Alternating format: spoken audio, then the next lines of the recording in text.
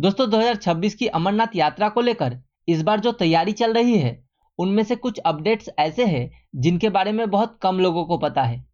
जो माननीय उपराज्यपाल जी ने मनोज सिन्हा जी ने अमरनाथ के मार्ग की घोषणा की थी और बाबा अमरनाथ के दर्शन के लिए बहुत महत्वपूर्ण है, तो उन्हीं के प्रस्ताव पर हमने स्वीकृति दे दी है। पंचतरणी से अमरनाथ जी की पवित्र गुफा तक 5 किलोमीटर 5.5 मीटर चौड़ा पक्का पैदल पथ बनाया जाएगा, जिसमें मार्ग के दोनों तरफ सुरक्षा के लिए बैरिकेड बनाए जाएंगे। अमरनाथ पवित्र गुफा की यात्रा का समय में बहुत कमी आएगी। अभी अमरनाथ की पवित्र गुफा की यात्रा में 3 दिन का समय लगता है।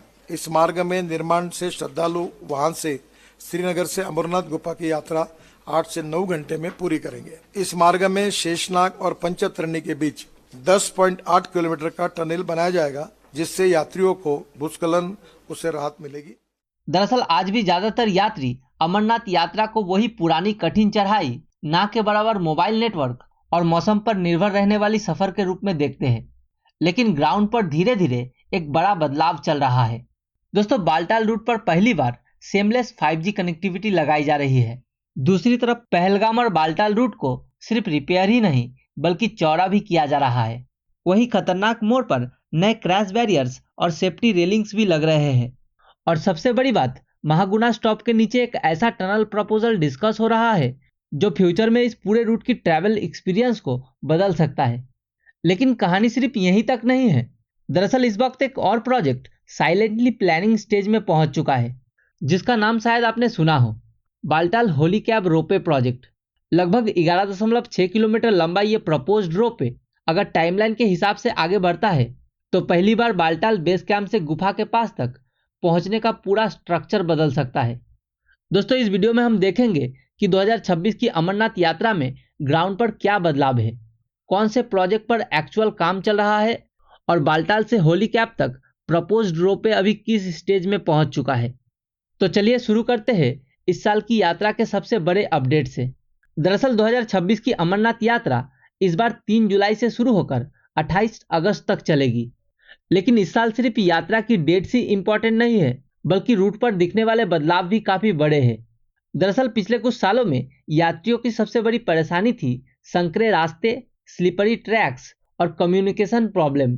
और अब इसी को ध्यान में रखते हुए बालटाल और पहलगाम दोनों रूट्स पर सड़क चौड़ाई का काम तेजी से किया जा रहा है। साथ ही कई जगहों पर चलने वाले रास्ते को पहले से ज्यादा स्टेबल और चौड़ा बनाया जा रहा है ताकि बुजुर्ग यात्रियों को कम दिक्कत हो। दोस्तों इस बार बालटाल रूट पर बेटर मोबाइल कनेक्टिविटी और 5G सपोर्ट पर भी काम हुआ है, यानी मौसम अपडेट और इमरजेंसी कम्युनिकेशन पहले के मुकाबले ज़्यादा फास्ट मिल सकेगा। साथ ही रात के वक्त ट्रैकिंग को सुरक्षित बनाने के लिए सड़क के किनारे सोलार स्ट्रीट लाइट और इमरजेंसी लाइटनिंग सिस्टम भी लगाए गए हैं। और दोस्तों सेफ्टी को ध्यान में रखते हुए रजिस्टर्ड यात्रियों के एक्सीडेंट इंश्योरेंस कवर को 5 लाख से बढ़ाकर 10 लाख रुपए तक कर दिया गया है। लेकिन इन सब अपडेट्स के बीच एक सवाल अब भी बहुत इंपॉर्टेंट है। आखिर पहाड़ों के इतने मुश्किल ट्रेन में हर साल यात्रा रूट को मेंटेन कौन करता है और कौन से बड़े इंफ्रास्ट्रक्चर प्रोजेक्ट इस वक्त ग्राउंड पर चल रहा है। दोस्तों अमरनाथ यात्रा के इन रूट्स को हर साल चलने लायक बनाना कोई छोटा काम नहीं होता। दरअसल बर्फ, लैंडस्लाइड और खराब वेदर की वजह से कई स्ट्रेच को हर सीजन में दोबारा रिपेयर करना पड़ता है और इसी का जिम्मा इस वक्त मेनली BRO यानी बॉर्डर रोड ऑर्गेनाइजेशन और NHIDCL के पास है। इस वक्त सबसे ज्यादा काम बालटाल और पहलगाम रूट्स के असुरक्षित पॉइंट्स पर हो रहे हैं। साथ ही कई जगहों पर सड़क चौड़ाई का काम किया जा रहा है और डेंजरस किनारों पर नए क्रैश बैरियर लगाए जा रहे हैं और स्लीपरी सेक्शन को ज्यादा स्टेबल बनाने की कोशिश चल रही है। लेकिन यहाँ एक इंटरेस्टिंग बात समझना जरूरी है। दरअसल अमरनाथ यात्रा का इंफ्रास्ट्रक्चर सिर्फ ट्रैकिंग रूट तक लिमिटेड नहीं है। दरअसल पहाड़ों के नीचे हाईवेज और अप्रोच रोड्स पर भी साइलेंटली बड़ा अपग्रेड चल रहे हैं और जिन पर बहुत कम लोग ध्यान दे रहे हैं। और इन्हीं में से एक इम्पॉर्टेंट प्रोजेक्ट है NH501 कॉरिडोर। दोस्तों खनावल से बालटाल तक कनेक्टिविटी को इम्प्रूव करने के लिए इस रूट पर काफी काम चल रहा है। फिलहाल गाड़ियां चंदनवाड़ी तक आसानी से पहुंचती है, लेकिन फ्यूचर प्लानिंग में रूट्स को और आगे बेटर कनेक्टिविटी करने पर फोकस किया जा रहा है। इसका सीधा फायदा सिर्फ ट्रैवल टाइम में नहीं बल्कि इमरजेंसी मूवमेंट और सप्लाई सिस्टम में भी देखने को मिल सकता है। लेकिन इन सब प्रोजेक्ट्स के बीच अब सबसे ज्यादा एक्साइटमेंट एक और चीज को लेकर बढ़ रही है और वो है महागुना स्टॉप के नीचे प्रपोज किए गए टनल प्रोजेक्ट। आखिर ये टनल एग्जैक्टली कहाँ बन सकता है और इसका एक्चुअल पर्पस क्या होगा, चलिए जानते हैं। असल में महागुना स्टॉप अमरनाथ यात्रा का वही हिस्सा है जहां मौसम कब बदल जाए इसका अंदाजा लगाना मुश्किल होता है। हेवी स्नोफॉल और डिफिकल्ट ट्रेन की वजह से ये एरिया हमेशा से यात्रा के सबसे चैलेंजिंग सेक्शन में से एक माना जाता है और इसी रीजन को लेकर अब एक बड़े टनल प्रपोजल पर डिस्कशन चल रहा है। दोस्तों, रिपोर्ट्स के मुताबिक शेषनाग और पंचतरणी के बीच महागुना स्टॉप यानी गणेश स्टॉप के नीचे एक टनल बनाने की प्लानिंग फ्यूचर प्रोजेक्ट में इंक्लूड की गई है। फिलहाल ये प्रोजेक्ट प्रपोजल और प्लानिंग स्टेज में है, लेकिन अगर फ्यूचर में इस पर एक्चुअल कंस्ट्रक्शन शुरू होता है तो इसका मेन पर्पस होगा मुश्किल रास्तों को आसान बनाना। दोस्तों, ध्यान देने वाली बात यह है कि इंटरनेट पर कई जगह इस प्रोजेक्ट को लेकर कई बातें क्लेम की जा रही है, लेकिन ग्राउंड रियलिटी फिलहाल ये है कि टनल अभी डिस्कशन और लॉन्ग टर्म प्लानिंग फेज में है। हाँ, इतना जरूर है कि पिछले कुछ सालों में कश्मीर और हिमालयन रीजन में टनल्स पर काफी फोकस बढ़ा है, चाहे वो रोड कनेक्टिविटी हो या ऑल वेदर एक्सेस। इसी वजह से अमरनाथ रूट को लेकर भी फ्यूचर इंफ्रास्ट्रक्चर प्लानिंग को सीरियसली देखा जा रहा है। लेकिन टनल से भी ज्यादा अमरनाथ रोपवे प्रोजेक्ट यात्रियों का ध्यान खींचा है। Baltal to Holy Cave ropeway project ये वही प्रपोजल है जिसकी चर्चा पिछले कुछ समय में सबसे ज्यादा हुई है।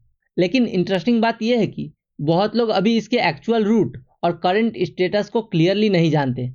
रिपोर्ट्स के मुताबिक proposed ropeway Baltal base camp से शुरू होकर अमरनाथ होलीकैब के पास तक जाएगा और इस रोपवे प्रोजेक्ट का टोटल लेंथ होगा लगभग 11.6 किलोमीटर की।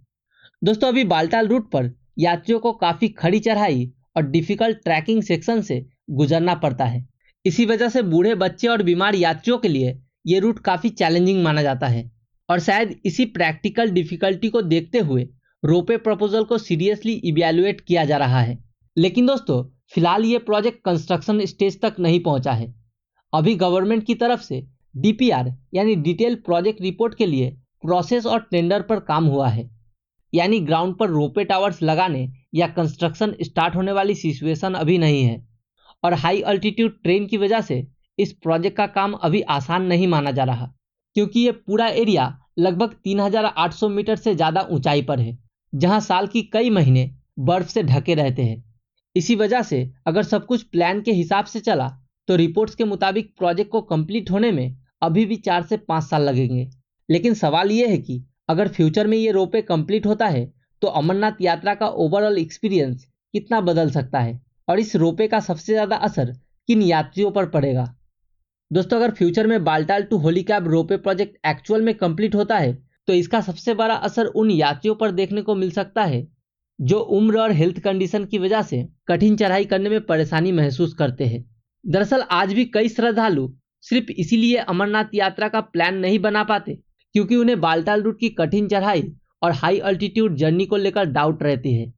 इसी वजह से फ्यूचर इंफ्रास्ट्रक्चर प्लानिंग में फोकस सिर्फ ट्रैवल को फास्ट करने पर नहीं बल्कि सुरक्षा और ज़्यादा मैनेजेबल एक्सेस पर भी दिया जा रहा है। लेकिन यहाँ एक बात समझना जरूरी है, चाहे रोड चौड़ाई हो, टनल प्रपोजल हो या रोपवे प्लानिंग, अमरनाथ यात्रा की असली पहचान आज भी उसकी पहाड़ी यात्रा और स्पिरिचुअल एक्सपीरियंस ही है। दोस्तों, इस वीडियो में बस इतना ही। अगर आपको ये वीडियो अच्छा लगा तो लाइक करें, शेयर करें और हमारे चैनल को सब्सक्राइब करना ना भूलें। वाइडन कर दिया गया, लगभग 12 फीट से कम चौड़ाई कहीं नहीं है। और जो वल्नरेबल स्ट्रेचेस थे या ब्रिजेस थे उनको भी बीआरओ ने बहुत अच्छा बना दिया है। मेंटेनेंस का काम बीआरओ ही पूरी तरह करती है कि बीआरओ ने बहुत ही सराहनीय काम किया है। तो मोटे तौर पर पहले की तुलना में मैं देख रहा हूं कि श्रद्धालु भी काफी संतोष व्यक्त करते हैं यात्रा को लेकर के। मुझे लगता है कि सड़क की वाइडनिंग के कारण जो फीडबैक हर साल मिल रहा है पिछले 2 सालों से, वो काफी इसकी सराहना कर रहे हैं लोग। ग्रिड पावर भी बालटाल एक्सिस से होलीकैब तक पहुंच गई है, होलीकैब से पंचतरणी तक है और पंचतरणी से चंदनबाड़ी तक का काम भी तेज गति से चल रहा है। शायद इस साल न हो पावे, लेकिन मुझे लगता है कि सितंबर अक्टूबर तक वो काम भी खत्म हो जाएगा।